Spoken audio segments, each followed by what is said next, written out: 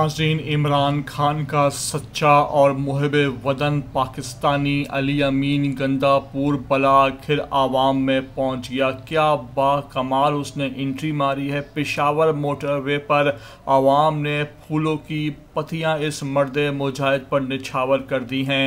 अली अमीन गंदापुर ने बाहर आकर आवाम से छोटी मोटी बातचीत की है और चलो चलो लाहौर चलो के नारे लगवा दिए हैं।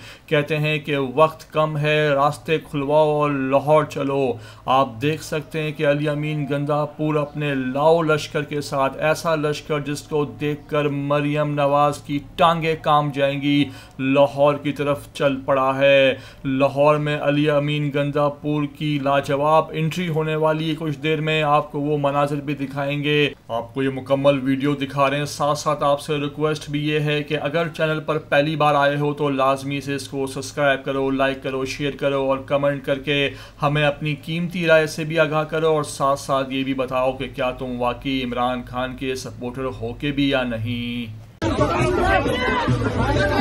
आगे जाओ, आगे आगे आगे।